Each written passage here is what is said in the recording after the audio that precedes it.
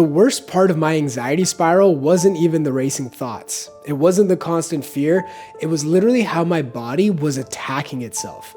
I literally couldn't even eat food. I'd wake up feeling extremely nauseous, and even on days I felt fine, the moment I ate, I would get slammed with a panic attack. And every time I'd search online, trying to understand why was I experiencing these symptoms, these sensations, I'd spiral deeper into believing that this was my life forever. And the more I tried to figure this out, the darker this became, the more terrifying this became. And I was becoming convinced that this was going to be permanent. Now for you, it might not manifest as eating. It might be that chest tightness that you feel that comes out of nowhere, that disconnected floating sensation that makes reality feel wrong. You might get these sudden waves of dread that flood your entire system for no reason. And like most people trapped in this cycle, you're probably thinking, if I could just get rid of this one symptom, everything would be okay. And I get that. What I'm about to reveal in this video is something I desperately wish someone would have told me when I was struggling. But I need you to pay close attention and watch this video in its entirety. The more you're able to understand this, the more you're able to break out of this loop and go back to living without dealing with these intense symptoms. Now, here's what almost everyone gets wrong about anxiety. They think that they're stuck in this simple fear and relief cycle. So whenever you're feeling fear, whenever you're feeling symptoms, sensations, you need to find relief. And when you feel that relief, the symptoms go away. But there's a deeper pattern that's running underneath all of this. This is something that therapists, doctors, and even most anxiety experts completely miss. Every time you try to escape the symptom, what you're doing is that you're sending your nervous system a signal that something is dangerous, that we are not safe until this goes away. And so what happens is that you use these breathing techniques, you use these relief measures to find some symptom relief. But what it does is that it tells your nervous system that something is wrong. What's really going on is what we call a fear and proof cycle. The proof is that the fear was valid. And what happens is that it reinforces that there's something dangerous. You're feeling the sensation, the discomfort, the fear. And if you react to that fear, your nervous system is seeing that there is proof that this fear is valid. What it does is that it reinforces that there is danger. When that reinforcement happens, that's where your symptoms come back up. So if you're feeling brain fog and you fear that this brain fog is preventing you from working, or you feel like you need to do something about it, your body and mind say, Shaan is reacting to this. This must be dangerous. And what it does is that it kicks on the fight or flight response more. It starts making you think even more, which batters your mind and causes the brain fog to increase. Now, before we talk about how to break through this loop, if this video is making sense, definitely subscribe. It helps the channel out a lot more than you think. I hate asking, but it points this channel to the right people and it allows us to keep making this free content to help you on the healing journey. And make sure to tell me in the comments if this is something that's really something you're dealing with. And as a thank you, I'll do my best to respond to as many messages as I can. Now, you might notice that you might have tried some techniques that might have worked yesterday, but all of a sudden didn't work today. That's why maybe you tried supplements that may have worked the first time, but then they stopped working. And I want you to know that I discovered this the hard way. I had spent literally thousands of dollars trying to find the solution. I even began reading research papers about this, and I would speak to doctors. And through my own brutal journey coming back to freedom, here's what I found that changes everything we know about healing anxiety. You have a part in the brain called the amygdala. This is like the ancient threat detector. It doesn't calm down through logic. It doesn't care about rational understanding. It only learns through direct experience. This is crucial, so let me share this again. Your nervous system learns through action, not just information. It's how you respond. So whenever you feel a sensation and you think it's dangerous and you react in fear, you're teaching your amygdala that there is danger.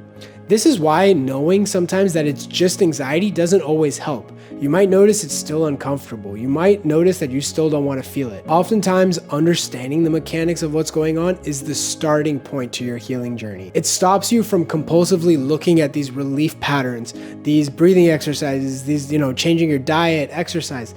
those things are fine. But when you start using it as an escape from your symptoms, this is what keeps it alive. What your brain really needs is that it needs evidence, real tangible proof that these sensations aren't dangerous. Every time you're checking your pulse, controlling your breathing, seeking reassurances, trying to calm down, fighting the sensations, distracting yourself, avoiding triggers, you're telling your nervous system, this is an emergency, we need to act now. But what happens when you don't react? When you let the sensations be there without trying to fix it?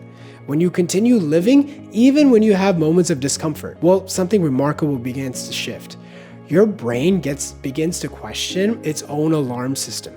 It starts saying, wait, if this was really dangerous, wouldn't we be doing something about it? Now for me, this meant eating even when I did feel nauseous. It wasn't waiting to feel better. It wasn't trying to calm down first. It literally was me putting food in my mouth while I was feeling terrible. Was it comfortable? No. Was it what my anxiety wanted? Absolutely not. But it was corrective, because every bite sent my nervous system a new message. Hey, we can feel this way and it can still be okay. The same principle applies to everything. Walking with a racing heart, driving with dizziness, working through brain fog, living while you're feeling afraid. Every time I continued functioning without trying to fix the feeling, my brain perceived the updated data. This is what neuroscientists call inhibitory learning, creating new neural pathways that begin to override the fear response. Inhibitory learning is a concept from psychology, especially in exposure therapy for anxiety, that refers to teaching the brain that a feared stimulus is not actually dangerous, rather than trying to erase the feeling altogether. See, you've trained your system to believe that your own sensations are the problem, that your own inner world isn't safe. And the more you try to manage it, the more it reinforces the idea that we're only safe when we're symptom-free. That's not recovery. That is dependency. That is avoidance. So what do you do instead? Well, you stop trying to escape. You start teaching. Not teaching with thoughts, teaching with action. Every time you resist a symptom, try to fight it, fix it, or make it go away, you're sending signals to your nervous system that we're in danger. That resistance is what's keeping the fight or flight system active. Your body can't enter healing mode when it thinks it needs to protect itself. But the moment you stop resisting and you let the sensations be there while continuing to live, you're telling your brain this isn't a threat anymore. Your amygdala, that fear response in your brain, doesn't calm down because you understand something logically. It calms down when it sees over and over that the thing it's afraid of doesn't require a response. And that's the beginning of what we call desensitization. For me, that meant eating through the nausea, not waiting for it to go away, but eating even while it was there. That alone created a massive shift because my nervous system had spent months associating food with danger. So every time I avoided eating or panicking while eating, it reinforced the fear loop. And when I ate anyway, even with the discomfort, my brain had to stop and go, wait, maybe this isn't dangerous after all. Same thing when I walked around the block with a pounding heart. Instead of checking my pulse or trying to calm down, I just walked. It wasn't comfortable, but it was corrective because it gave my brain new evidence. We can be in this state and still live. One of the biggest shifts you can make is this. Stop chasing relief, start practicing neutrality. Most people are focused on feeling better right now, but recovery doesn't happen when you just feel better.